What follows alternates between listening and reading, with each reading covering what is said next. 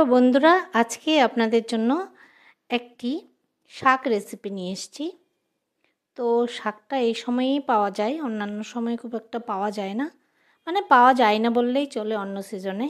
এই সিজনটাই এই শাকটা পাওয়া যায়। তো এই শাকটার একটা রেসিপি আমার শাশুড়ির হাতে খাওয়া।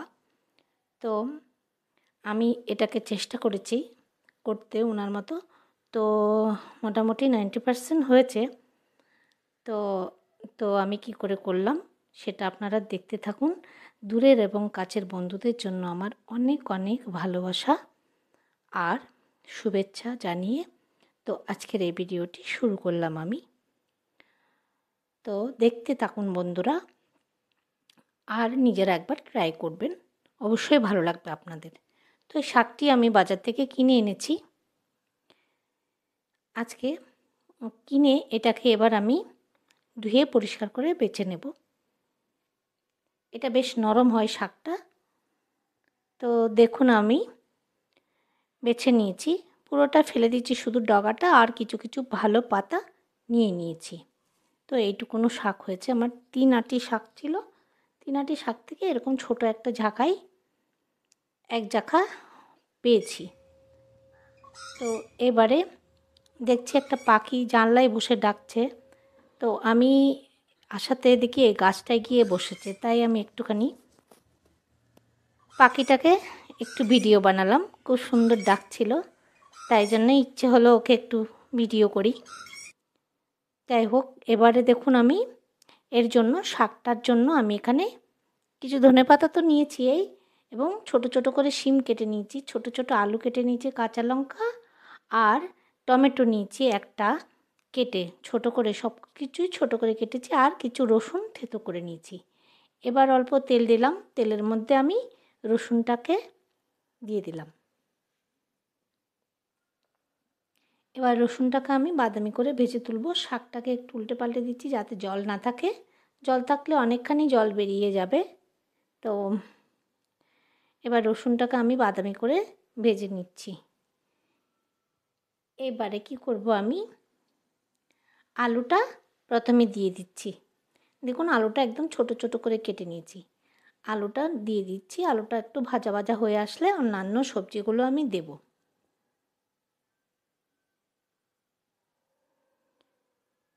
এবারে দেখুন আমি শিমটা দিয়ে দিচ্ছি।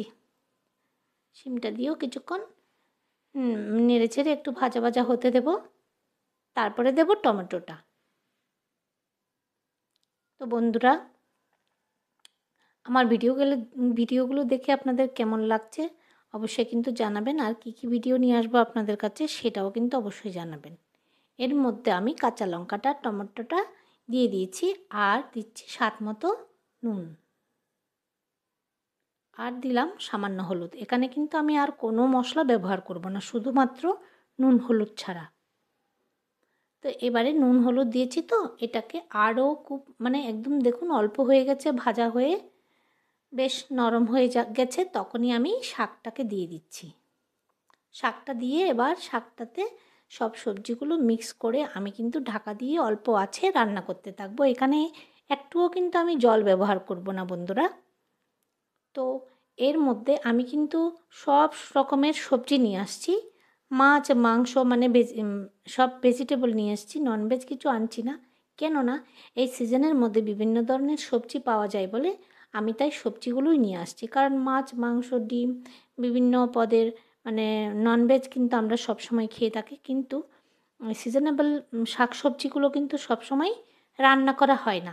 এবার দেখুন অনেকটা নরম হয়ে গেছে এটা, আমি কিন্তু চামচ দিয়ে একটু চেপে চেপে দিয়েছি। এবারে একটু ধনেপাতা দিয়ে ভালোভাবে মিক্স করে নিয়ে আর সামান্য একটুখানি রেখে 1 মিনিটের মতো নামিয়ে নেব। বন্ধুরা, এই সবজিটি একটু মাখা মাখা হবে, জল কিন্তু একদমই দেবেন না, অল্প আছে রান্না করবেন, সবজিটাও সেদ্ধ হয়ে যাবে, শাকটা তো হবেই, শাকটা তো নরমই। তো কেমন লাগলো বন্ধুরা অবশ্যই জানাবেন। এই রেসিপিটি কিন্তু আপনি চাইলে একটু সর্ষে বাটাও দিতে পারেন। আমি সর্ষে বাটাটা আমি একটুখানি কম খাই, তাই সর্ষে বাটা দিইনি। সর্ষে বাটা দিলে কিন্তু এই সবজিটা কিন্তু আরও খুব সুন্দর স্বাদ হয়। তো আপনারা চাইলে একটু সর্ষে বাটা দিয়ে দিতে পারেন। যাই হোক, আমার এটা রেডি হয়ে গেছে বন্ধুরা। কেমন লাগলো অবশ্যই অবশ্যই কিন্তু জানাবেন কিন্তু, এবং একবার হলেও বাড়িতে কিন্তু ট্রাই করবেন এটা। আর বন্ধুরা, দূরের বন্ধুদের বলছি, আমার ভিডিও দেখে যান, কমেন্ট করেন, খুবই ভালো লাগে। আমিও চেষ্টা করি আপনাদের ভিডিও দেখার জন্য, যথাসাধ্য চেষ্টা করি আপনাদের সাথে সাথে দেখে আসার। তো আপনারাও দেখছেন, খুব ভালো লাগছে। আর কাছের বন্ধুদের তো অবশ্যই অবশ্যই অনেক অনেক আমার ভালোবাসা জানালাম। আর এতক্ষণ পর্যন্ত আমার ভিডিওটি দেখার জন্য অসংখ্য অসংখ্য ধন্যবাদ বন্ধুরা। তো ভালো থাকবেন, সুস্থ থাকবেন, এই কামনায় আজকে আমি শেষ করছি আমার ভিডিওটি।